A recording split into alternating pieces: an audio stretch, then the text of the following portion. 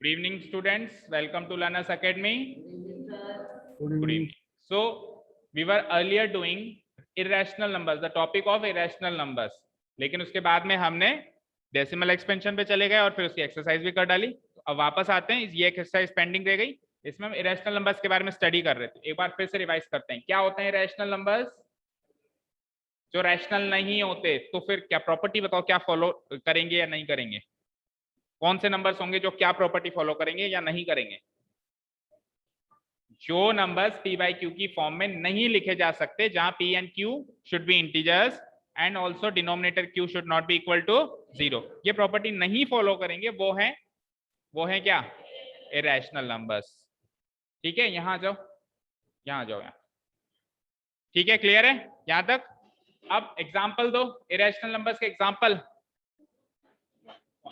अरे यहाँ हाँ, √2, √3, √5, √6 को क्यों बोल रहे हो? √6 भी है, केवल परफेक्ट स्क्वायर नंबर्स नहीं है। √1 नहीं है, √4 नहीं है, √9 नहीं है, जिनका रूट सॉल्व हो सकता है। √6 का भी रूट थोड़ा सॉल्व हो सकता है, रूट में ही रहेगा ये। √7, √8, √9 नहीं रहेगा ना, और फिर √10, इस तरीके से चलते जाओ, एंड एक पाए। ये सारे रैशनल नंबर्स हैं। अच्छा, अब इनके कॉम्बिनेशन से जो नंबर बनेंगे, फॉर एग्जांपल एक नंबर बनाया मैंने 2 + 3√2, तो ये नंबर भी रैशनल होगा, क्योंकि एक इरेशनल पार्ट है उसमें। तो एक मछली पूरे तालाब को गंदा करती है, तो एक इरेशनल का पार्ट पूरे नंबर को इरेशनल बनाता है। समझ में आई? कोई पूछे इसमें 2 + 3√2 इरेशनल है कि रैशनल, आप क्या कहोगे? इरेशनल नंबर है। पता चल गया ना कौन से इरेशनल्स हैं? अब नेक्स्ट पार्ट आता है कि क्यों है, प्रूव करो। प्रूव करो कि ये इरेशनल है, या फिर प्रूव करो ये इरेशनल है, या फिर प्रूव करो ये इरेशनल है, या फिर प्रूव करो जैसा नंबर मैंने ऊपर लिखा है वो इरेशनल। कोई भी नंबर दे देगा, कोई भी इरेशनल नंबर दे देगा जो उसके मन में आएगी, और कहेगा प्रूव करो कि ये इरेशनल है। ठीक है, और 3 नंबर का क्वेश्चन बनता है बोर्ड एग्जाम्स में कि प्रूव करो कि ये इरेशनल नंबर है। तो वो सीखेंगे आज। शुरू करें? रेडी हो? तो एक इंपॉर्टेंट थ्योरम लिखिए आप सबसे पहले। हालांकि आपके इसमें थ्योरम 1.3 है। अब 1.3 मार्क तो नहीं कर सकते क्योंकि सीरीज सीक्वेंस तो बदल सकता है, तो आप हेडिंग डाल दो इंपॉर्टेंट थ्योरम। पहले तो हेडिंग डालो इरेशनल नंबर्स, मेन हेडिंग है इरेशनल नंबर्स, और उसके बाद सब हेडिंग है इंपॉर्टेंट थ्योरम। इरेशनल नंबर की नहीं है ये, इंपॉर्टेंट थ्योरम वैसे ही है, पर जरूरी है इसको सीखना, इरेशनल नंबर्स को प्रूव करने में ये काम आए। काफी इजी सी थ्योरम है।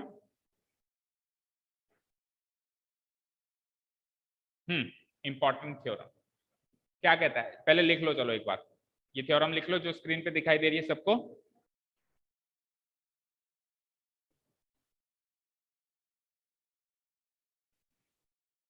अवनी, भव्य का क्या हुआ? आया है ऑनलाइन? भव्य आए हो क्या? ऑफलाइन क्यों नहीं आ रहे हो? ऑफलाइन क्यों नहीं आ रहे हो?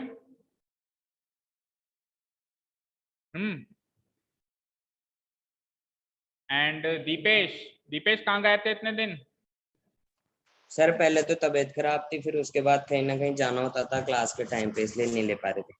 अच्छा, और अब तबीयत भी ठीक है? यस सर, पर आज गाड़ी नहीं थी इसलिए नहीं आ पाए ऑफलाइन। ठीक है, नहीं अब कहीं ना कहीं जाना तो नहीं हो रहा ना? नो सर, अब जाना होगा तो भी नहीं जाऊँ। ठीक है, उम्मीद करते हैं अब यहाँ आना होगा आपका, जाना नहीं होगा कहीं, यहाँ आना होगा। Yes sir. चलो नोट डाउन करो। इफ ए प्राइम नंबर, देखो यहाँ पे ये p जो है ना, ये उस प्राइम नंबर का मतलब लेटर है जिससे मैंने उसको डिनोट किया है, तो इसको डबल डैश में, इसमें डैश में पैक करते हैं। If a prime number p divides a square, अगर कोई प्राइम नंबर p जो है a स्क्वायर को डिवाइड करता है, तो वो a को भी डिवाइड करेगा। जहां पे a क्या है? कोई पॉजिटिव इंटीजर है। जहां पे a क्या है? कोई पॉजिटिव इंटीजर है। एंजल क्या हुआ? स्क्रीन पे थोड़ा सा फोकस इधर उधर दिख रहा है मुझे, तो फिर कल से यहाँ पे आ जाना, फिर फोकस पूरा केंद्रित हो जाएगा।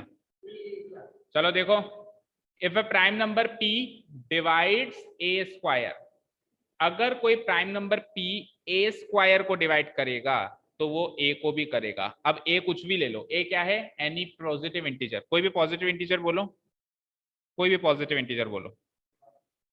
पॉजिटिव इंटीजर 1, ठीक है, नहीं थोड़ा बड़ा बोलो, 99, ठीक है चलो 99 बोला इसने, तो a स्क्वायर क्या हुआ?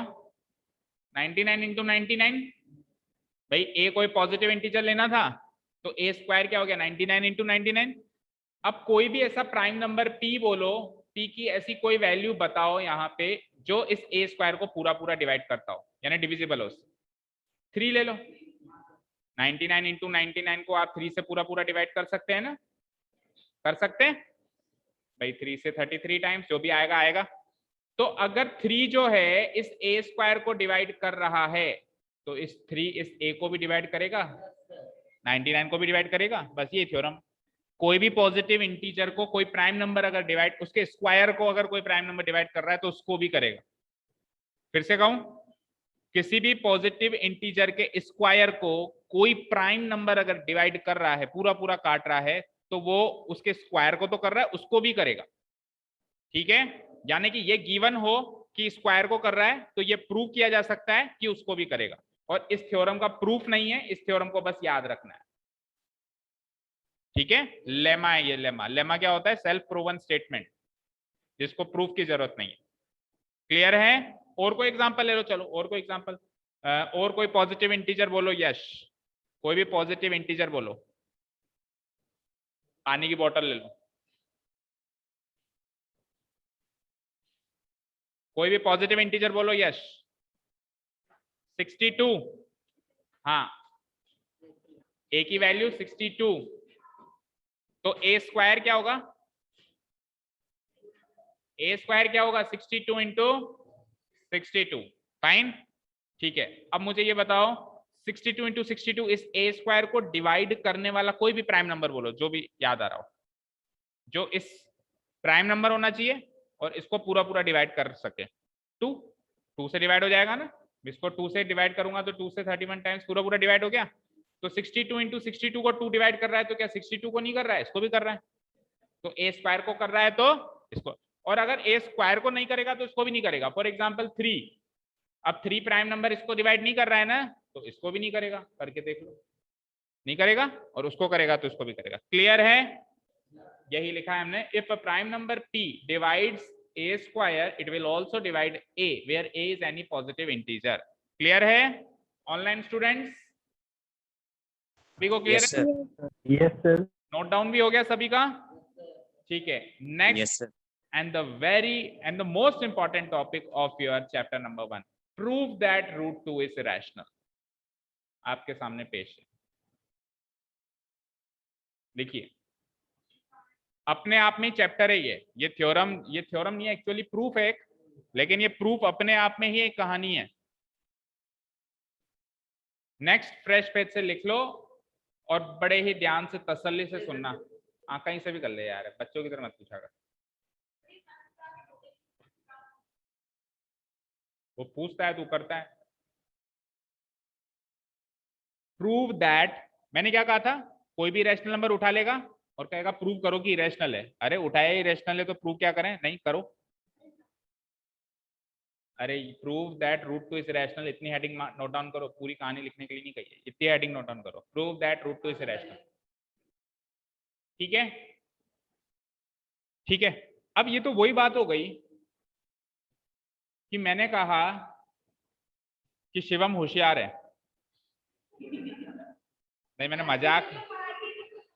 मजाक नहीं किया, मैंने सही में कहा कि अब किसी में भी होशियार हो सकता है, मस्ती करने में। मैंने थोड़ा ना कहा पढ़ाई करने में होशियार है। ठीक है, शिवम होशियार है। अब मैंने कहा और मैं ही कह रहा हूं कि प्रूव करो। वैसा ही कुछ क्वेश्चन ये है ना? मतलब ये क्वेश्चन क्यों है आज तक कोई समझ नहीं पाया कि रूट 2 आपने तो बताया कि रैशनल नंबर है, प्रूव क्या करें? तो जब ऐसी कोई चीज जो करीब करीब प्रूव्ड है फिर भी प्रूव करनी पड़ रही है, धैर्य समझ आ रहा है? कोई भी ऐसी चीज जो प्रूव्ड है, ऑलरेडी प्रूव्ड है, फिर भी प्रूव करनी पड़ रही है, उसको प्रूव करने के लिए कॉन्ट्राडिक्शन लिया जाता है। क्या लिया जाता है? मैं एक वर्ड लिख रहा हूं, कॉन्ट्राडिक्शन। क्या मतलब होता है इसका, पता है किसी को? कॉन्ट्राडिक्शन। ऑनलाइन स्टूडेंट्स को पता है कॉन्ट्राडिक्शन का मतलब, या कंट्राडिक्शन भी कहते हैं कई बार? नहीं पता। मतलब है एग्जैक्टली उसका उल्टा मान लेना। एग्जैक्टली उसका, वो आपसे रूट टू को इरेशनल प्रूव करवा रहा है, आप मान लो रूट टू रैशनल है। अब सुनो, रैशनल मान लिया ना इसको, रैशनल मान के कुछ कुछ कुछ कुछ किए जाओ, उसको सॉल्व किए जाओ। एक पॉइंट ऐसा आएगा जहां पे कोई ऐसी चीज निकल के आएगी जो हो ही नहीं सकती। अब वो चीज क्यों आई?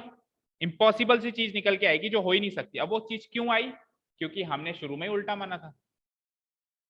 समझ में आया? कहानी समझो भाई, हमने मान लिया रूट टू इरेशनल है और रूट टू रैशनल है। अब रूट टू रैशनल मानते हुए हमने कुछ पॉइंट्स किए, नीचे इसको सॉल्व करना शुरू किया। एंड में कोई ऐसी चीज निकल के आएगी जो इम्पॉसिबल है, जो चीज इम्पॉसिबल है।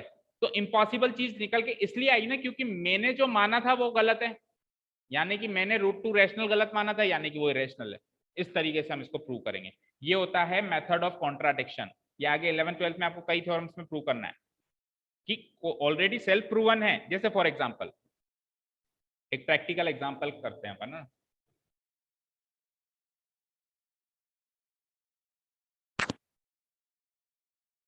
मैंने कहा कि 1 + 1 कितना होता है? 2 होता है। 1 + 1 2 होता है। मैंने कहा प्रूव करो। आपने कहा ये क्या प्रूव करने की चीज है? तो मैंने कह दिया चलो ठीक है, प्रूव करना है तो एक बार के लिए मान लो 1 + 1 जो है, 1 + 1 जो है 3 होता है ऐसे मान, या 2 नहीं होता है ऐसे मान लो। 1 + 1 2, मतलब उल्टा कॉन्ट्राडिक्शन मान लो कि 1 + 1 2 नहीं होता है, ऐसे मान लिया मैंने। या फिर ऐसे मानो, चलो 1 2 नहीं होता है की जगह ऐसे मानो, इसमें नहीं बैठेगा कोई और practical exam other than maths, क्योंकि ये तो वैसा ही लगेगा। नहीं, कोई और डेली लाइफ का example.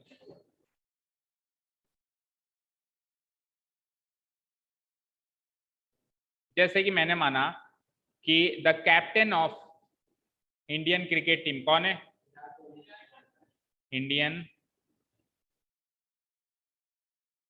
Cricket team is Virat Kohli. ठीक है, मैंने कहा इसको प्रूव करो, ये स्टेटमेंट है इसको प्रूव करो। आपने उल्टा मान लिया, let the captain of Indian cricket team, ठीक है, इज नॉट विराट कोहली। उल्टा मान लिया मैंने। ठीक है, मैंने उल्टा मान लिया कि विराट कोहली कैप्टन नहीं है। तो 11 प्लेयर्स होते हैं प्लेइंग 11 में, उसमें से एक जना कैप्टन होता है, बाकी 10 जने ऐसे होते हैं जो कैप्टन नहीं होते हैं। हमने विराट कोहली को कैप्टन नहीं माना है, नहीं माना है, यानी उन 10 में से एक कैप्टन होगा। सबको खड़ा कर दिया गया, आप कैप्टन हो? नहीं हूं। आप कैप्टन हो? नहीं हूं। आप कैप्टन हो? नहीं हूं। तो उन 10 में से कैप्टन निकलना चाहिए था, नहीं निकला। दैट मीन्स हमारा कॉन्ट्राडिक्शन ही गलत था, यानी कि हमने जो माना था वही गलत था, विराट कोहली ही कैप्टन है।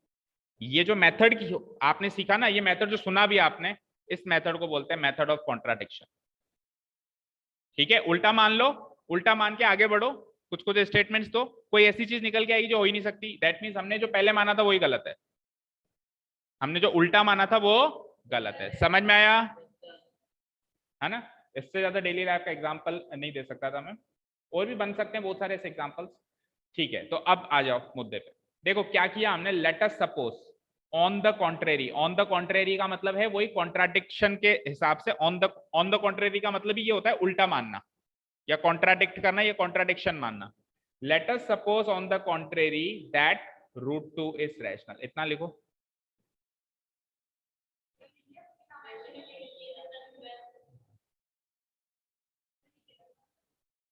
लिखने से तो मतलब है, समझने से तो है नहीं, है ना? इससे अच्छा तो बुक में लिखा हुआ है, इससे और भी अच्छे अच्छे भाषा में बुक में लिखा हुआ है। इसमें क्या है? हाँ जी, let us suppose on the contrary that root 2 is rational. इतना लिख लिया सभी ने? लिख लिया आकांक्ष? अब रूट 2 आपने रैशनल माना है। आपने क्या माना है? रूट 2 रैशनल नंबर क्या होता है? तो इसका मतलब रूट 2 को पी बाई क्यू की फॉर्म में लिख सकते हो, आपने रैशनल माना है तो लिखो। So root 2 can be written in the form of P by Q, where जहां पे पी और क्यू क्या होते हैं, इंटीजर्स होते हैं, और क्यू की वैल्यू जो होती है वो नॉट इक्वल टू 0 होती है, where P and Q are integers and Q is not equal to 0। यहां तक करो और समझते हुए जाना, जहां पे डाउट हो वहीं पे टोक के पूछना ना, क्योंकि 99% स्टूडेंट्स इस थ्योरम को रट के जाते हैं, क्योंकि पता है आएगी तो सही, 3 नंबर के लिए कोई रिस्क नहीं लेता, ठीक है। लेकिन कुछ 1% ही स्टूडेंट्स होते हैं जो रिस्क लेके जाते हैं, जो रिस्क लेके जाते हैं कि ठीक है भले मैं भूल जाऊं लेकिन मैं रटूंगा नहीं, भले 3 नंबर कट जाए लेकिन मैं रटूंगा नहीं, मैं समझ के ही जाऊंगा, समझ में आई तो ठीक है नहीं तो नहीं। तो उन 1% स्टूडेंट्स में आप भी रहें, ठीक है ना। 3 मार्क्स जो हैं वो मैटर नहीं करते हैं, आपने क्या सीखा क्या समझा वो मैटर करता है। क्लियर है? हाँ जी, यहां तक लिख लिया कि रूट 2 को हमने रैशनल मान लिया तो वो पी बाई क्यू की फॉर्म में बन गया, पी और क्यू इंटीजर्स हैं, क्यू नॉट इक्वल टू 0 है। आगे चलते हैं। अब मुझे एक चीज बताओ, पहले उससे पहले एक चीज बात करते हैं। मान लो मैंने लिखा 1.5, एक रैशनल नंबर है 1.5, क्यों? क्योंकि इसको मैं पी बाई क्यू की फॉर्म में लिख सकता हूं, लिख दिया। और दूसरा नंबर ले लेते हैं, जैसे कि मैंने लिखा केवल 3 लिख दिया, तो 3 भी रैशनल नंबर है, क्यों? क्योंकि उसको मैं 3/1 लिख सकता हूँ, पी बाई क्यू की फॉर्म में लिख सकता हूँ। और कोई ले लो जैसे 7.25, ये भी रैशनल नंबर है, क्यों? इसको भी पी बाई क्यू की फॉर्म में लिख सकता हूँ 725/100। तो आपने एक चीज एनालाइज की होगी कि पी बाई क्यू की फॉर्म में लिखने के बाद हर बार ऐसा नहीं होता कि न्यूमरेटर डिनोमिनेटर कोप्राइम हो, कभी कभी तो वो कोप्राइम है और कभी कभी कोप्राइम नहीं। और कोप्राइम नंबर्स का मतलब क्या होता है, कल समझाया था, क्या? जो कट नहीं सकते, जितना कटना था कट लिए, जो इससे आगे और सिंप्लीफाई नहीं हो सकते, जैसे कि यहाँ पे 3 और 1 और नहीं कट सकते ना, तो ये 3 और 1 कोप्राइम, लेकिन 15 और 10 तो अभी कट सकते हैं, 5 3 जा 15, 5 2 जा 10। अब 3/2 वाली फॉर्म कोप्राइम वाली फॉर्म है, इधर 725/100 अभी ये भी कट सकता है 25 से, 25 2 जा 50 बचा 22, 22 एंड 5 225, 25 9 जा 225 और नीचे 25 4 जा 100। अब 29 एंड 4 अब कोप्राइम है, पहले कोप्राइम नहीं थे। तो क्या मुद्दे वाली बात यह है कि जब हम किसी भी नंबर को पी बाई क्यू की फॉर्म में लिखते हैं तो या तो वो लिखते ही कोप्राइम वाली फॉर्म होती है, या फिर कुछ कुछ काटना पड़ता है फिर कोप्राइम वाली फॉर्म बनती है, यही है, इसके अलावा तो कोई चीज नहीं होती। तो उधर जब हमने रूट 2 को इरेशनल लिखा, पी बाई क्यू की फॉर्म में लिखा, तो पॉसिबिलिटी है ना कि पी और क्यू कोप्राइम है भी और नहीं भी है, या तो पी और क्यू कोप्राइम है या फिर वो हम मान लेते हैं कि कोप्राइम नहीं है, मतलब कट सकते हैं, क्योंकि ज्यादातर ऐसा होता है कि कट पाते हैं। अभी हमने 3 एग्जांपल लिए तो 2 एग्जांपल में कट पा रहे थे, वो एक एग्जांपल ऐसा था। तो हम मान लेते हैं रूट 2 को इरेशनल यानी कि पी बाई क्यू, और मान लेते हैं, सुनो क्या लिखा है मैंने, कि पी और क्यू का कोई ना कोई कॉमन फैक्टर है, दैट मीन्स वो कोप्राइम नहीं है, इस समय वो कट सकते हैं। लिखो कॉमन फैक्टर के आगे ये भी लिखना अदर देन 1, क्योंकि 1 तो सबका ही होता है, 1 के अलावा भी इनका और कोई कॉमन फैक्टर है।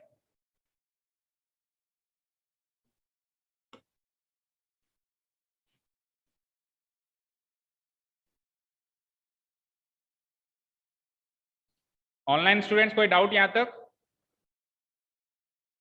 एक नो थ्योरम सर। सीखेंगे आज की क्लास में, लेकिन ऐसे सीखेंगे कि कभी ना भूलें, कम से कम क्लास 10th में तो नहीं भूलें।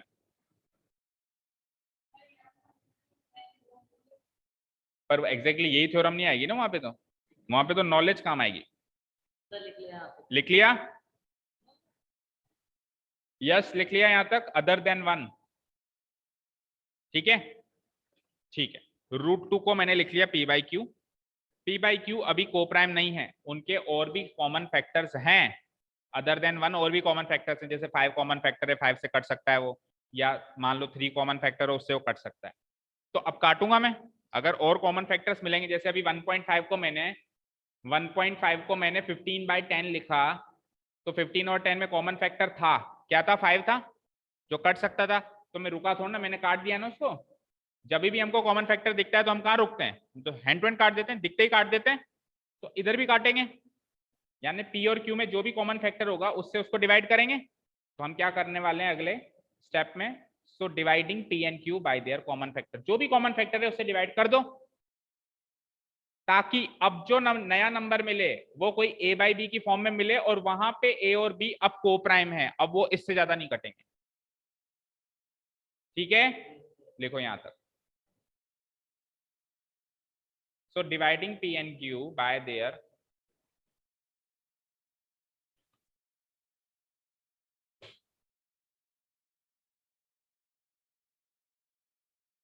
dividing p and q by their common factor,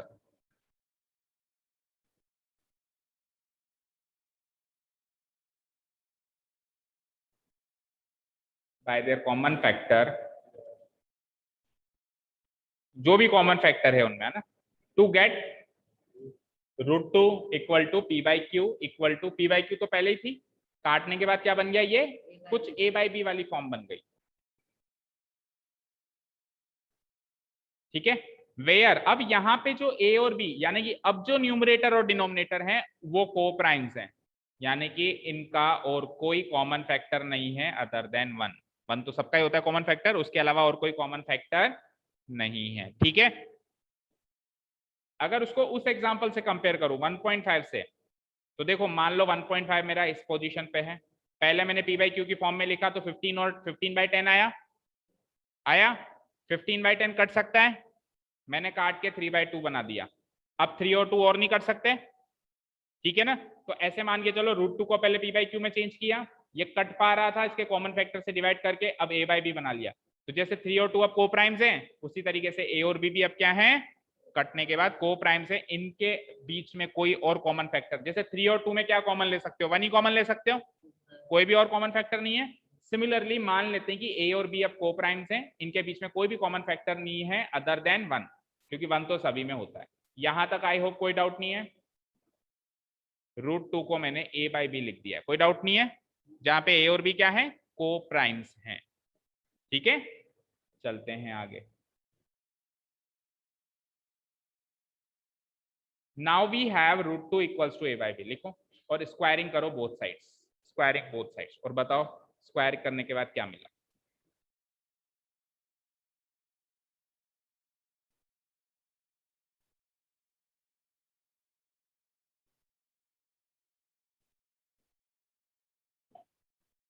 Now we have √2 equals to a by b. Squaring both the sides करने से हमको क्या मिलेगा, दोनों साइड को स्क्वायर करो, √2 का स्क्वायर क्या हो गया 2, ठीक है, a का स्क्वायर b का स्क्वायर b स्क्वायर। ठीक है, यहां तक लिख लिया सभी ने, we get 2 equals to a square by b square. ठीक है, आप एक काम करिए, इस b स्क्वायर को ले जाइए वहां पे और 2 को ले आइए यहाँ पे, कोई दिक्कत नहीं है ना, इक्वेशंस में हम इधर उधर चीजों को कर सकते हैं ना। b स्क्वायर को LHS में ले आया मैं और 2 को ले आया मैं RHS में नीचे डिनोमिनेटर में, तो ये इक्वेशन बन चुकी है b square equals to a square by 2। ये इक्वेशन क्या बन चुकी है, b square equals to a square by 2। यहां तक कोई डाउट? नो। अब मुझे एक चीज बताना, ध्यान से सुनना, a और b को प्राइम नंबर्स थे जिनमें कॉमन फैक्टर नहीं था, थे तो इंटीजर्स ही, जैसे 1 2 3 4 ऐसे कोई इंटीजर्स थे, बस उनमें कोई कॉमन नंबर नहीं था।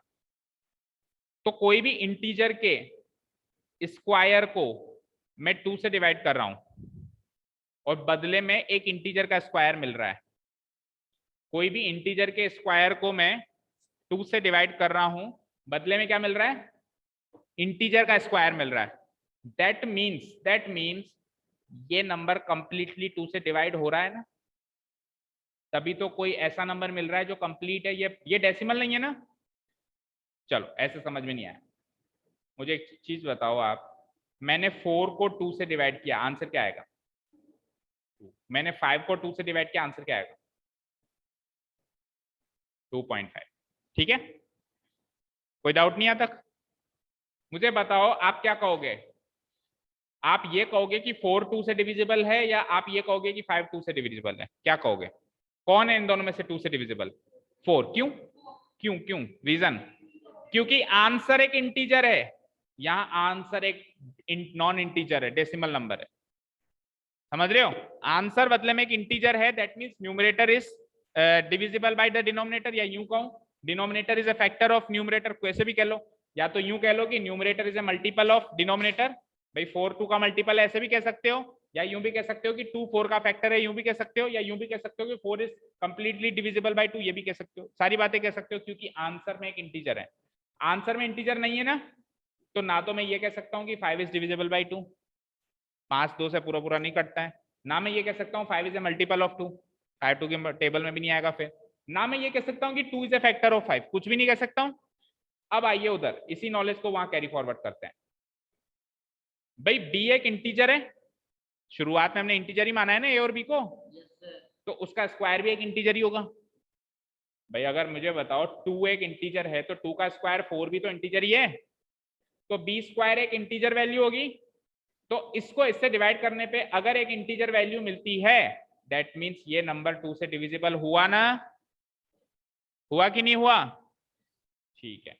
तो इसका मतलब मैं ये लिख सकता हूं कि 2 डिवाइड्स ए स्क्वायर, यानी 2 ए स्क्वायर को पूरा पूरा डिवाइड कर सकता है, लिखो यहां तक 2 डिवाइड्स ए स्क्वायर, क्या कर रहा है,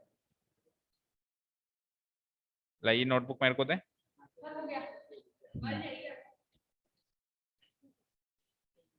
हाँ क्या कह सकते हैं अपन, 2 डिवाइड्स ए स्क्वायर, भाई 2 ए स्क्वायर को पूरा पूरा डिवाइड कर सकता है।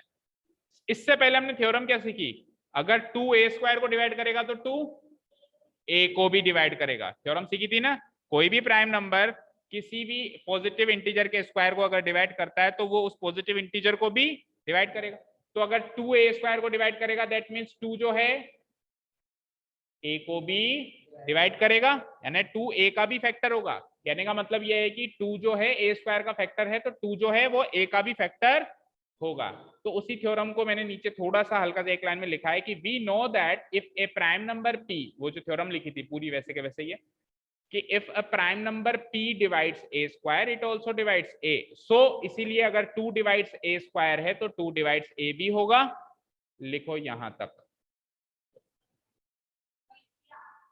हालांकि जब आपकी बुक में आप ये देखोगे तो उसमें ये इस थ्योरम के बारे में जिक्र नहीं है, फिर पता है क्या लिखा है उन्होंने, क्या लिखा है उन्होंने, लिखा है बाय थ्योरम 1.3, बाय थ्योरम, भाई आप थ्योरम 1.3 को देख लो, है ना, बाय थ्योरम 1.3। तो अब थ्योरम 1.3 एग्जामिनर चेक करने वाले को क्या पता 1.3 कौन सी है, मान लो उसने कोई और बुक खोली उसमें वो 1.4 हो, तो इसलिए हम क्या करेंगे 1.3 1.4 ऐसे ना लिख के हम तो थ्योरम ही लिख देंगे, क्या थी, क्या थे, थोड़ी सी तो थ्योरम है कि we know that if a prime number p divides a square it also divides a, इस थ्योरम के चलते अगर 2 डिवाइड्स a स्क्वायर तो 2 डिवाइड्स a भी होगा, तो हम इस नतीजे तक पहुंच चुके हैं कि 2 जो है a का फैक्टर है, यहां तक कोई डाउट, 2 जो है वो a का फैक्टर।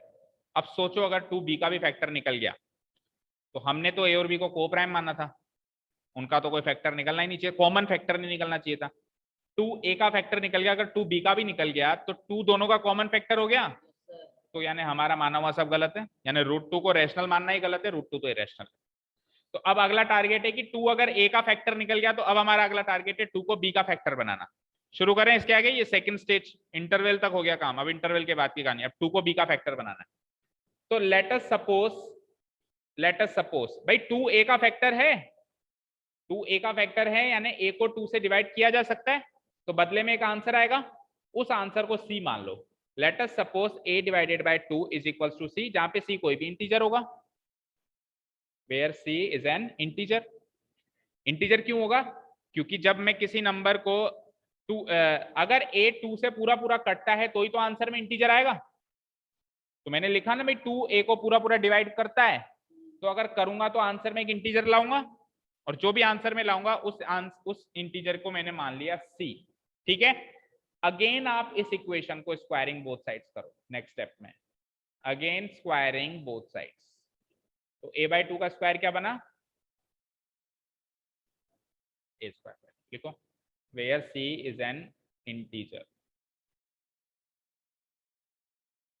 हाँ अगेन स्क्वायरिंग बोथ साइड्स, तो a स्क्वायर बाई 4 बना और c का स्क्वायर क्या बना, c स्क्वायर बन गया। ठीक है, यहां तो कोई डाउट? ठीक है, चलें आगे। देखो 4 को मैंने थोड़ा सा तोड़ दिया, 2 इंटू 2 कर दिया, कोई दिक्कत नहीं होगी इसमें। तो इस स्टेप के बाद ये स्टेप तो कोई खास है नहीं, बस 4 को मैंने क्या कर दिया है, 2 इंटू 2 कर दिया, बाकी सब सेम है। ठीक है ना, यहां तक कोई डाउट नहीं है मतलब? अच्छा जी, a स्क्वायर बाई 2 तो b स्क्वायर था, चेक करो। अच्छा, उसको इक्वेशन नंबर 1 मार्क करनी थी, शायद नहीं करी हमने। अच्छा, मैंने बोला नहीं, आपने कर दी होगी देखकर। ये रही, a स्क्वायर बाई 2 को हमने b स्क्वायर लिखा था ना, इसको इक्वेशन नंबर 1 मार्क कर देना, और नीचे a स्क्वायर बाई 2 वापस आ गया, तो उस a स्क्वायर बाई 2 की जगह क्या लिख देना है, b स्क्वायर, और लिख देना है फ्रॉम इक्वेशन 1। करो, a स्क्वायर बाई 2 इंटू 2 है, तो मेरे को कितना पोर्शन लेना है, ये a स्क्वायर बाई 2 वाला पोर्शन लेना है, इसकी जगह मुझे क्या लिख देना है, और नीचे एक 2 तो है ही सही, तो ये 2 तो आएगा ही आएगा, ये 2 तो आएगा ही आएगा, नीचे एक 2 रह गया ना, केवल a स्क्वायर बाई 2 की जगह मैंने b स्क्वायर कर दिया, c स्क्वायर अपनी जगह एज इट इज, और फ्रॉम इक्वेशन 1 आगे लिख दिया। कोई डाउट नहीं है यहां तक? अच्छा जी, अब आप यहां पे पहुंच गए।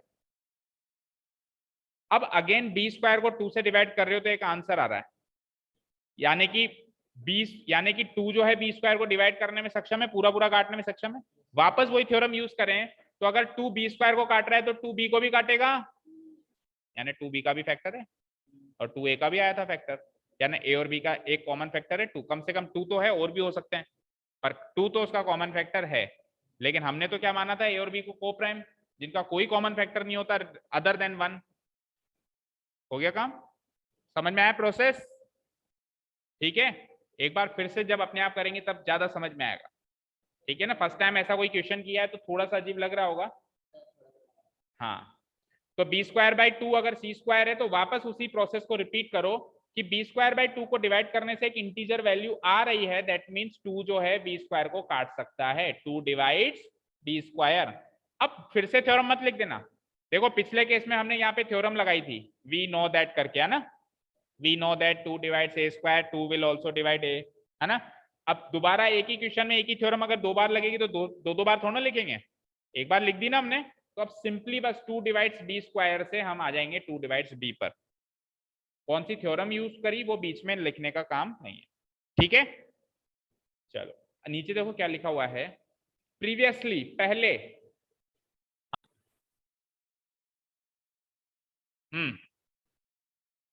प्रीवियसली वी गॉट, पहले हमने पाया कि 2a को डिवाइड कर रहा है, यानी 2a का फैक्टर है। अब हमने पाया कि 2b का भी फैक्टर है, इसका मतलब a और b के पास 2 नाम का नंबर जो है कॉमन फैक्टर के रूप में मौजूद है, hence a and b have 2 as their common factor। भाई a और b नंबर्स में जो 2 है वो उनका कॉमन फैक्टर है, 2 a का भी फैक्टर है, कॉमन का मतलब क्या होता है, जो उसमें भी है और इसमें भी है। तो हमने तो a और b को कोप्राइम माना था, तो उसमें तो 2 कॉमन फैक्टर नहीं निकलना चाहिए था, लेकिन निकल गया। नीचे क्या लिखेंगे हम, बट, अब यहाँ पे थोड़ा बिखरे बिखरे से अक्षर है, इनको मैं समेट देता हूं, देखो ध्यान से, बट दिस कॉन्ट्राडिक्ट्स, कॉन्ट्राडिक्ट्स का मतलब है कि विरोध करना, बट लिखते जाओ आप भी, दिस कॉन्ट्राडिक्ट्स, कॉन्ट्राडिक्ट का मतलब होता है विरोध करना, लेकिन ये चीज कौन सी चीज कि a के पास और b के पास कॉमन फैक्टर है 2, ये चीज जो है कॉन्ट्राडिक्ट करती है उस फैक्ट को, कौन से फैक्ट को, पहले वाले फैक्ट को। पहला वाला फैक्ट हमने क्या लिखा था, the fact that a and b are coprime, हमने जो पहले फैक्ट लिखा था कि a और b क्या है, को प्राइम है, but this contradicts the fact that a and b are coprime, and this contradiction, और ये विरोध क्यों जागृत हुआ, भाई ये विरोध उल्टा फुल्टा क्यों हुआ, ये इसलिए हुआ, this contradiction has arisen from our incorrect assumption, हमारा अजम्पशन ही गलत था, क्या, कि √2 रैशनल है। हमारा जो अजम्पशन था ना √2 रैशनल है, वो अजम्पशन ही क्या था, गलत था, इसलिए तो ये कॉन्ट्राडिक्शन पैदा हुआ। एंड दिस कॉन्ट्राडिक्शन सही थोड़ा सा आप लिख देते हैं, एंड दिस कॉन्ट्राडिक्शन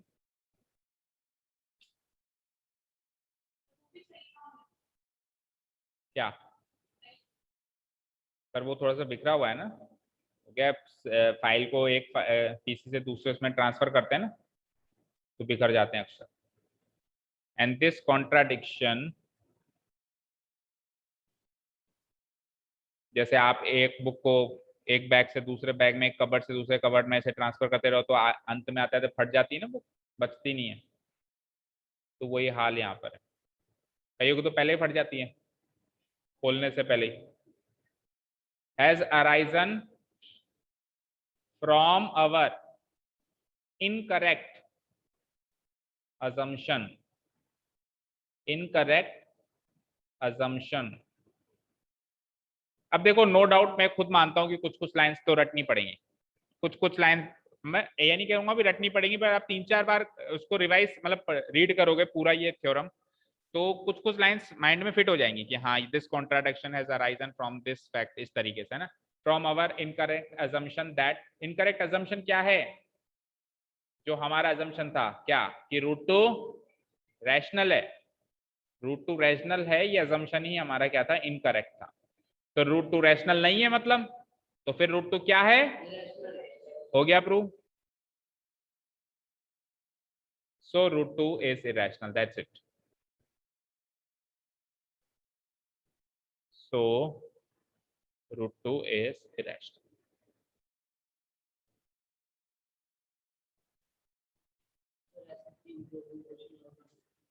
अब तो सारे ही कर लोगे, सबका तरीका सेम है, देखो बस डिजिट बदलनी, अभी करके देखते हैं ना, अब रूट 3 करके देखते हैं। So root two is irrational, ठीक है, यहां तक हो गया सभी का। अब आ जाओ एक्सरसाइज में, शायद रूट 3 का क्वेश्चन है या रूट 5 का होगा। एग्जाम्पल में रूट 3 का है, फिर एक्सरसाइज में रूट 5 का है ना, अभी दोनों ही देख लेंगे, कोई ज्यादा बड़ी बात नहीं है। कर दूं उसको तो डिलीट, सबने नोट डाउन कर लिया online students? Yes sir. Yes sir. भयंकर लगा, इतना इंटरेस्टिंग तरीके से पढ़ाया फिर भी। एक डिसिप्लिन लेके बैठा कर ना। हाँ जी, रूट 2 के बाद रूट 3, चलो मान लो रूट 3 इरेशनल प्रूव करवाए, तो शॉर्ट, अब पूरे पूरे सेंटेंस नहीं लिख रहा हूं मैं, पर शॉर्ट में चलते हैं। अगर रूट 3 इरेशनल प्रूव करवाएगा तो मैं क्या मान लूंगा, सबसे पहले उल्टा मान लूंगा। क्या उल्टा मानूंगा, क्या मानूंगा उल्टा, रूट 3 रैशनल है, वेरी गुड, ये लो मैंने रूट 3 रैशनल मान लिया। शॉर्ट में चलते हैं, अब रूट 3 रैशनल मान लिया तो मतलब उसको पी वाई क्यू की फॉर्म में लिख सकता हूं मैं। अब यहां पे मैंने मान लिया कि पी और क्यू कट सकते हैं, काट दिया, काट के क्या बना दिया मैंने, ए बाई बी। अब ए बाई बी और नहीं कट सकते, तो अब ए और बी क्या है, को प्राइम्स हैं, ठीक है। इस स्टेज पे वेयर, इस स्टेज पे मैंने मान लिया कि ए एंड बी आर को प्राइम्स, यानी कि उनके पास और कोई भी कॉमन फैक्टर नहीं है अदर देन 1, ठीक है। अब क्या किया, रूट 3, अब हमारे पास इस स्टेज के बाद, ये तो होता है स्टेप नंबर 1, ये होती है स्टेज नंबर 1। स्टेज नंबर 2 पे अपन उठाते हैं, अब अपन किस स्टेज पे हैं, root 3 is equals to A by B पे, है ना। स्क्वायरिंग बोथ साइड्स, क्या मिलेगा, रूट 3 का ए का बी का बी स्क्वायर। अब 3 को जो भी नंबर आए ना उसको डिनोमिनेटर में पहुंचाने की कोशिश करो, अभी 3 डिनोमिनेटर में नहीं है तो 3 को इधर पहुंचाओगे तो बी स्क्वायर उधर आ जाएगा, तो क्या वैल्यू हो जाएगी, B square is equals to A square by 3। अच्छा जी, ए स्क्वायर को 3 से डिवाइड करने पर बी स्क्वायर मिलता है, तो इसका मतलब है जो 3 जो है ए स्क्वायर को डिवाइड कर सकता है पूरा पूरा, इसका मतलब ये हो गया। तो यहां से ये मिली, ये चीज मिली, यहां से ये चीज मिली, और यहां से स्टेटमेंट क्या मिला कि 3 डिवाइड्स ए स्क्वायर। अच्छा जी, अब फिर अब वो थ्योरम 1.3 की बात करेंगे हम, वी नो दैट, पूरी थ्योरम लिखेंगे एक लाइन की। अगर 3 ए स्क्वायर को डिवाइड कर रहा है तो 3 किसको डिवाइड करेगा, ए को भी करेगा, ए को भी करेगा। यहाँ पे हमारी स्टेज नंबर 2 कंप्लीट हो गई, ठीक है। अच्छा, यहाँ पे जहां पे A square by 3 equals to B square लिखा है, इसको इक्वेशन नंबर 1 मार्क कर ही लेंगे। चले आगे। अच्छा जी, अब देखो भाई 3 ए को डिवाइड करता है, 3 ए को डिवाइड करता है, दैट मीन्स एक नंबर आंसर निकल के आता है, और वो आंसर इंटीजर निकल के आता है, क्योंकि इसको पूरा पूरा डिवाइड करता है। तो मैंने मान लिया कि 3 जब ए को डिवाइड करता है, जैसा कि ऊपर लिखा हुआ है कि करता है, तो आंसर में सी निकल के आया, ऐसा मैंने मान लिया। और जहां पे C is some, where C is some integer, ठीक है। चलो वापस क्या करेंगे, स्क्वायरिंग बोथ साइड। a/3 का क्या बनता है, और c का 9 को तोड़ो, क्या बनेगा 3 इंटू 3, जैसे वहां 4 को तोड़ा था, यहाँ पे किसको तोड़ोगे 9 को, 3 इंटू 3। अच्छा जी, a²/3 इतनी वैल्यू है हमारे पास, क्या b² ही तो है, चेक करो a²/3 from equation 1, from equation 1 a²/3 b² है, तो a²/3 की जगह तो केवल b² लिख सकते हो आप, और एक 3 नीचे रह गया, एक 3 नीचे रह गया। अच्छा, b² को 3 से डिवाइड करोगे तो एक आंसर आता है, इंटीजर वैल्यू आती है, दैट मींस 3 b² को डिवाइड करता है, दैट मींस 3 जो है b² को डिवाइड करता है, 3 डिवाइड्स b²। अब वापस वही थ्योरम यूज करें तो अगर 3 b² को डिवाइड करता है तो 3 b को भी डिवाइड करेगा, 3 जो है वो b को भी डिवाइड करेगा। पहले क्या मिला कि 3 a को डिवाइड करेगा, चेक करो दिख रहा है, पहले क्या मिला वही लाइन लिखेंगे, previously we got 3 divides a, अब मिल रहा है कि 3 b को भी डिवाइड करेगा। तो 3 अगर a को भी डिवाइड करेगा और 3 b को भी डिवाइड करेगा, दैट मींस कि a and b have common factor 3, have 3 as their common factor. इसका मतलब a और b का तो कॉमन फैक्टर निकल गया, जबकि a और b तो कोप्राइम से, इनका कॉमन फैक्टर नहीं निकलना चाहिए था। फिर वो लास्ट की 2-3 लाइंस एज इट इज आएंगी कि this contradiction has arisen out of our wrong assumption that √3 is rational, hence √3 is irrational। अब √5 वाला कर लोगे, तो आ जाओ एक्सरसाइज पे। √5 वाला पहला ही क्वेश्चन है, वो होमवर्क मार्क करो। ऑनलाइन स्टूडेंट समझ आ रहा है सब? Yes sir. यस। हाँ, तो √5 √7 दो करके आना, 2 होमवर्क है। √5 तो एक्सरसाइज में ही है और √7 मेरी तरफ से गिफ्ट।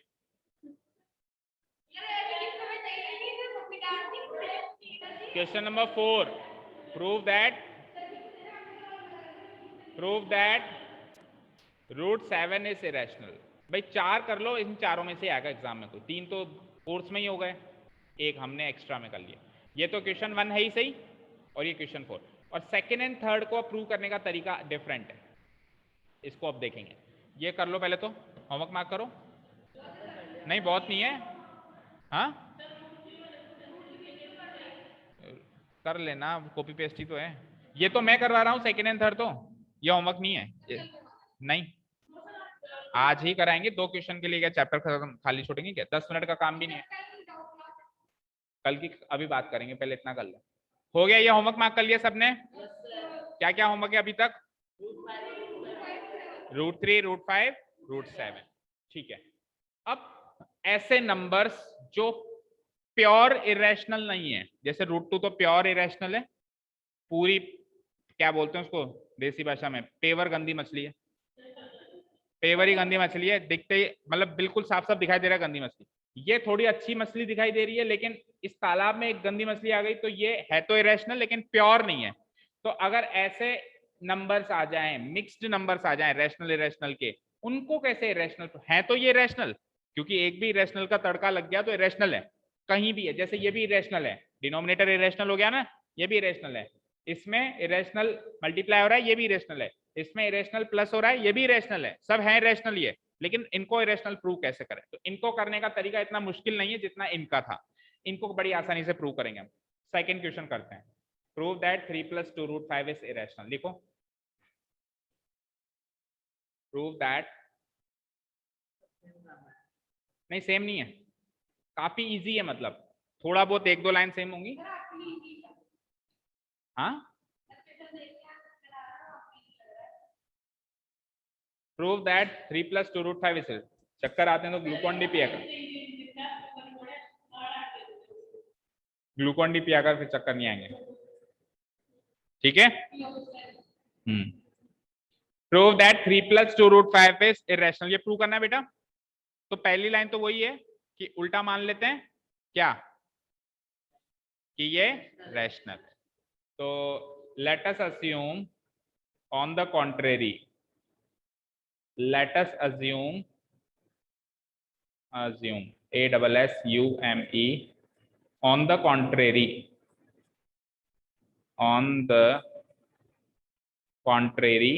that क्या assume कर लेते हैं कि 3 + 2√5 क्या है रैशनल है। यानी शुरुआत तो वैसे ही करेंगे उल्टा मानकर, है ना।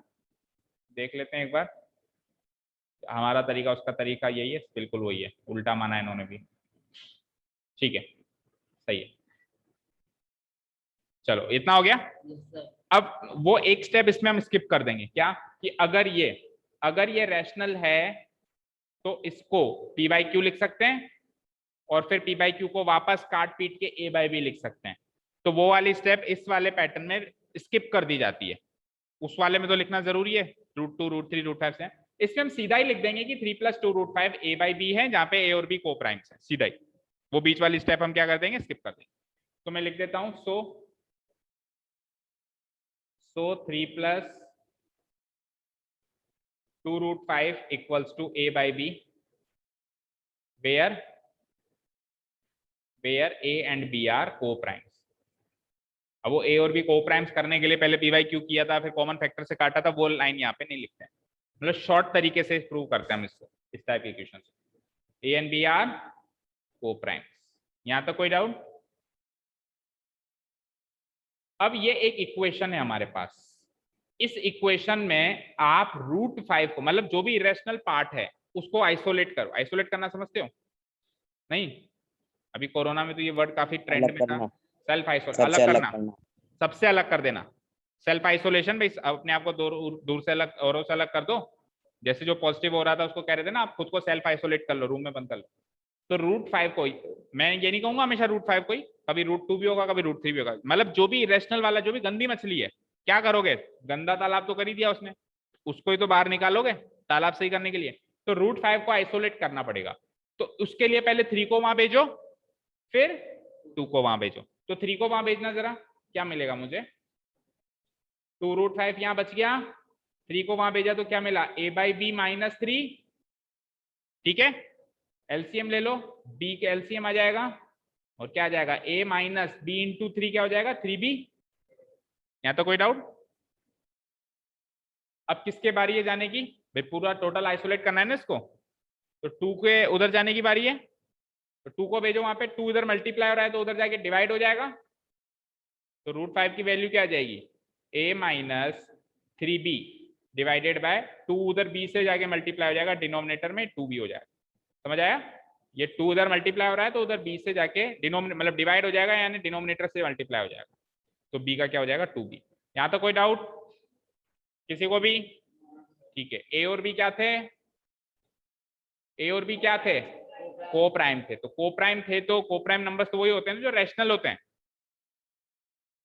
किसी रैशनल नंबर में से किसी दूसरे रैशनल नंबर का 3 गुना माइनस करूं, फिर किसी दूसरे रैशनल नंबर के 2 गुने से डिवाइड करूं, जो भी आंसर आएगा, इसको भूल जाओ, इसको भूल जाओ, इसका जो भी आंसर आएगा, यानी a और b आपके मन में है जो रख लो, a को 2 रख लो, b को 3 रैशनल रखना, लेकिन को प्राइम रखना, वो तो ज्यादा बढ़िया है, क्योंकि a और b को प्राइम मानने में, जैसे 3 and 5 रख लो को प्राइम है, 7 and 9 रख लो, मतलब कॉमन फैक्टर नहीं होना चाहिए बीच में, है ना। रख के देख लो, एक रैशनल नंबर ही मिलेगा, यस और नो, जबकि इसकी वैल्यू तो √5 के बराबर आ गई, जो कि रैशनल है। इसकी वैल्यू एक रैशनल वैल्यू आनी चाहिए थी, और आ क्या रही है साहब, √5, जो कि, तो ये कॉन्ट्राडिक्शन हो गया। ये कॉन्ट्राडिक्शन इसलिए क्योंकि हमारा अजम्पशन ही गलत था, दैट्स इट। ठीक है, ठीक है ना। तो मैं क्या लिखूंगा, hair the value of a - 3b/2b इस रैशनल, ये वैल्यू तो रैशनल है ना। मतलब अच्छा, मैं ये कह सकता हूं, सुनो यहाँ पे, मैं ये कह सकता हूं कि इस क्वेश्चन में √5 इरेशनल है, ये पहले से ही माना गया है, इसको इरेशनल अलग से प्रूव नहीं करना है। मतलब √5 तो इरेशनल ही होता है, इन क्वेश्चंस में हमको वो प्रूव करने की जरूरत नहीं कि √5 भी इरेशनल है, वो तो मान लिया कि √5 इरेशनल है। ये तो यहाँ पे जैसे √2 भी निकल के आएगा, √3 भी निकल के आएगा, तो उसको अलग से फिर इरेशनल प्रूव करने मत बैठ जाना, वो तो यहाँ पे अंडरस्टूड है कि इरेशनल है, ठीक है। तो इसकी वैल्यू तो आएगी रैशनल, और LHS में है इरेशनल, तो एक इरेशनल वैल्यू एक रैशनल वैल्यू से इक्वेट नहीं हो सकती, कॉन्ट्रडिक्शन हो गया। क्यों? क्योंकि हमारा अजम्पशन गलत था, ठीक है। The value of a minus 3b divided by 2b is rational, but √5 is irrational। जो LHS में जो नंबर है वो तो है इरेशनल, एंड दिस कॉन्ट्राडिक्शन, फिर वही घिसी पिटी लाइन, रटी रटाई लाइन, याद हो गई है किसी को? दिस कॉन्ट्राडिक्शन, कॉन्ट्राडिक्शन मतलब विरोध, this contradiction has arisen, arisen मतलब पैदा होना। ये कॉन्ट्राडिक्शन क्यों पैदा हुआ? Out from our wrong assumption, from our wrong assumption that, what is our wrong assumption? कि 3 plus 2√5 यही था, is rational, ये हमारा assumption wrong था। So final conclusion is that कि 3 plus 2√5 is irrational, proved।